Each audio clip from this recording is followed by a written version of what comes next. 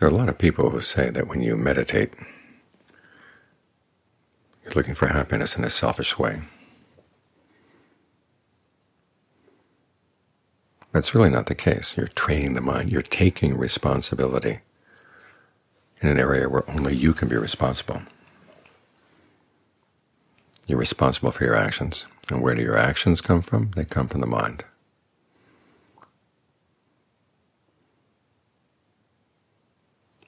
And so if you want to act in a responsible way, the mind has to be trained, because it has lots of unruly thoughts, unruly cravings. You've got to get them under control, and this is something no one else can do for you. You've got to do it yourself.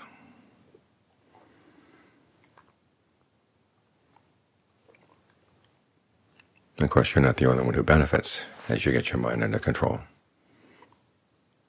Other people are less subject to your greed, aversion, and delusion.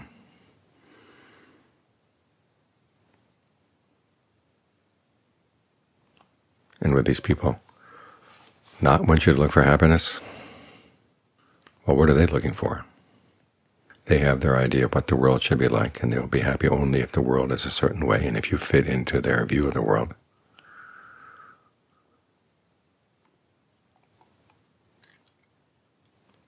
But there's more to you than your role in their world. You're an agent. You act, and you would act in a skillful way. If they say that you should be out there acting in the world and not sitting here watching your actions in the mind, it's like saying that someone who's off alone practicing the piano is being selfish. They should perform for others. But you practice the piano so that your performance will actually be good to listen to.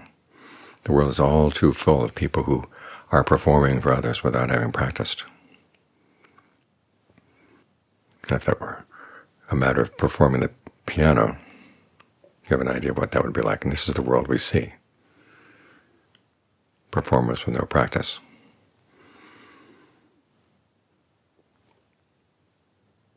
So you're looking at your own mind, taking care of the things that only you can take care of, to deal with the problems that you face,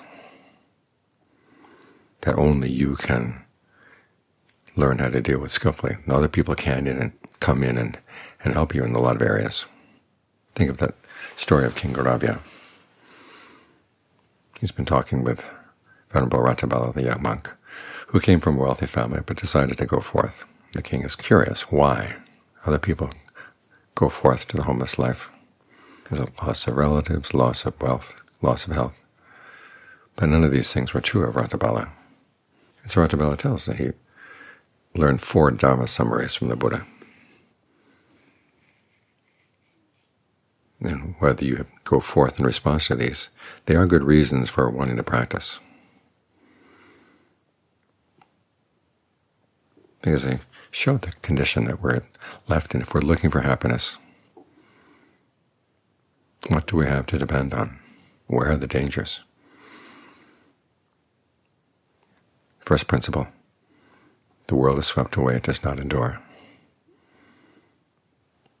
Ratabala gives the example of how you really can't depend on your body. In the case of the king, when he was young, the king was strong. He felt that he had the strength of 2 people. Now he's 80 years old, and as he himself admits, he means to put his foot in one place and it goes someplace else. So 1, you can't depend on your body. 2, the world offers no shelter. There's no one in charge. There's no one to protect you from pain. I mean, people can give you sedatives, painkillers, but there are a lot of pains that even the medicines can't handle. In the case of the king, Ratabala asks the king, do you have a recurring illness? And the king says yes. He has a wind illness, which usually meant in those days shooting pains throughout the body. There are times when he's lying in bed suffering, and his courtiers and his relatives are standing around thinking, maybe he'll die this time, maybe he'll die this time. Ratabala asks them, can you command them to take part of that pain, share that pain, so you don't have to feel the pain all alone, and so you can make it less for yourself? No, the king says, I have to feel it all on my own.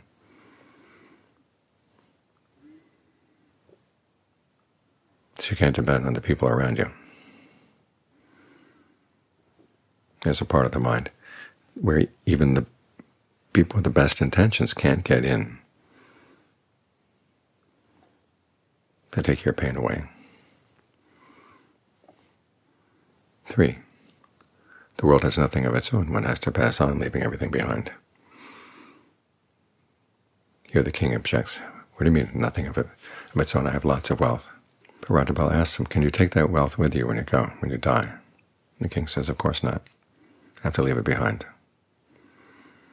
So we know that in this life we're going to be faced with situations in which we can't depend on our body, we can't depend on the people around us, we can't depend on our wealth. What do we have to depend on?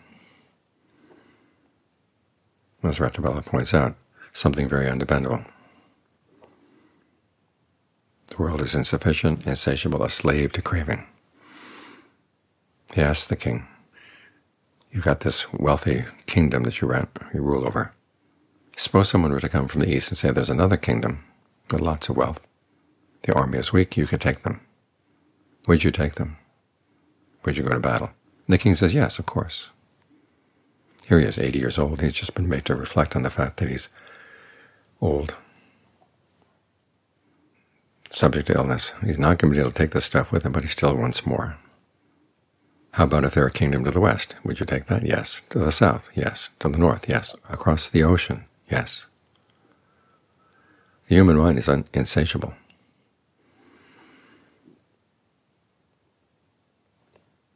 This is where the real danger lies, if you can't depend on things outside. And inside you've got this wild card of craving. What are you going to do?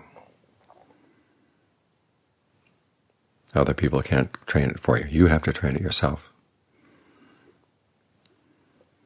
So as you meditate, try to bring your cravings under control, bring your distractions, all the random and loose thoughts. Learn how to shed them.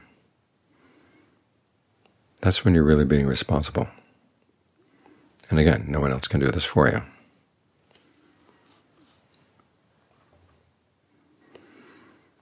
Which is why you really have to focus on the areas where you are responsible. Make sure you take care of those. This is one of the reasons why the precepts are limited in their focus. Take, for example, the precept against killing. You're not going to be asked to go out and prevent all killing, or to prevent all stealing, or all this sex going on in the world. You're asked to stop doing these things yourself, in the cases where you would actually do them yourself, or you try to get others to do them. That's where you're responsible, and keep your focus there, in that area, because that's where the work has to be done. As you think about the precepts, you realize it comes down to your intentions. And that brings the focus even further in. This is why we meditate. Get the mind to be intent on one thing and learn how to stay on that one thing that you've decided that will be the focus of your intention. Of course, the training is not simply a matter of what you're doing when you're sitting here with your eyes closed. You also have to look after your mind as you go through the day. This is what sense restraint is all about. After all, the choices you're going to make, the actions you're going to do, will depend to a great deal on what you bring into the mind and how you bring it in. That's what restraint is all about. How are you looking at things? How are you listening to things? And what are you looking at? What are you listening to? As both the how and the why are important. The what, of course, will just determine what kinds of stuff you have cluttering your mind as you sit down to meditate. The how will be a matter of whether you're actually strengthening your defilements as you go through the day, or learning how to weaken them. If you let your greed, aversion, and delusion do the looking and the listening, they're going to get strong. And when they're strengthened, then you sit down to meditate, you have a bigger enemy to deal with. So as your front-line defense, you're very careful about why you look for certain things, why you listen to certain things.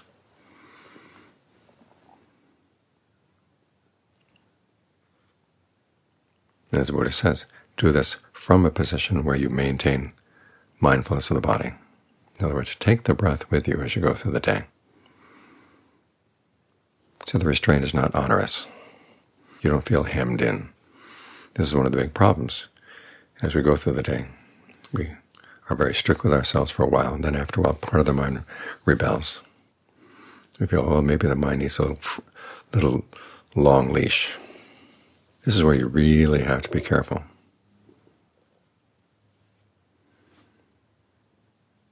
Because sometimes it is the case, you let it go a little bit, because you still haven't learned the right touch. Restraint of the senses should be something ideally that you engage in all the time, which requires the marathon approach. In other words, you don't zip as fast as you can at the beginning of the race. You realize this is something where you have to be in here for the long haul. That requires a pace that you can maintain.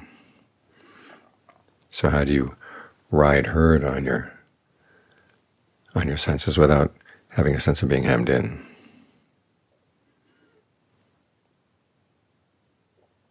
It's only then that you get a sense of momentum, and the practice can pick up momentum, be strong.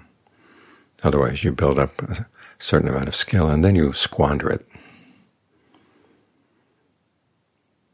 And at the same time you miss a lot of lessons, because when that urge comes in, I need to look at something else, I need to listen to something else that's outside of the Dharma.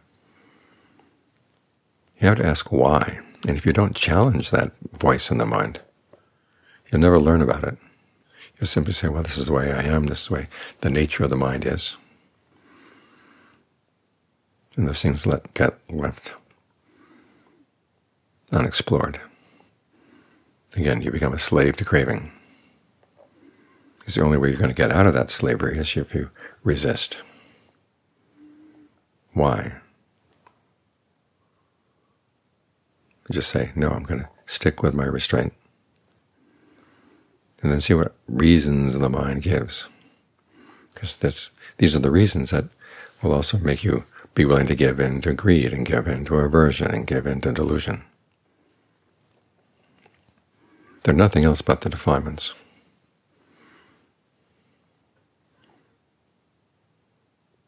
As Ajahn Mun says, it's only to be expected that we slip off the path every now and then to begin with, but that's a sign that we're not on the path quite the right way.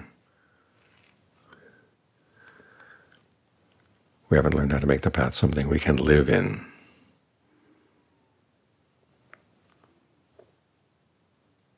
And that requires skill.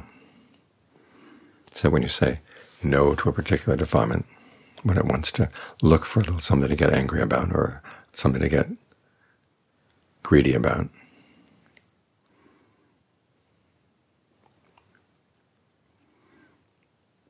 you learn how to say no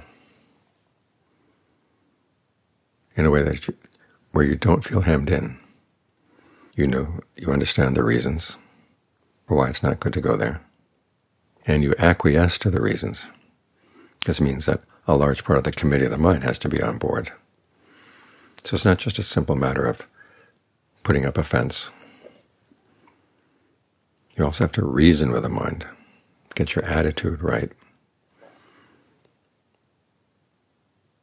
thinking about the sights of the world and the sounds of the world, not so much as a playground, but as an area where you have to be very careful. And at the same time learn how to protect that sense of well-being that can come from staying with the breath inside, or having at least a still center as you go through the day. Learn how to enjoy that. Find a rhythm of breathing that feels right.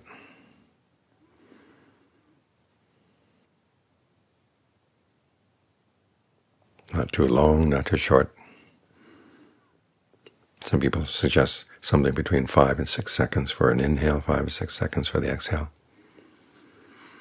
Try that out. Make your own adjustments so that you have the sense of well-being as you go through the day. And then the hungers of the mind will seem a lot less persuasive. So it's in this way that you're responsible responsible for the intake of the mind. And then once things are there in the mind, you're responsible for how you use them and how they come out in your actions. This is something that only you can be responsible for. As I said, you do this primarily for your own benefit, because nobody else is going to be able to protect you from the suffering that comes when you're not responsible. But it's not selfish. Other people will benefit too.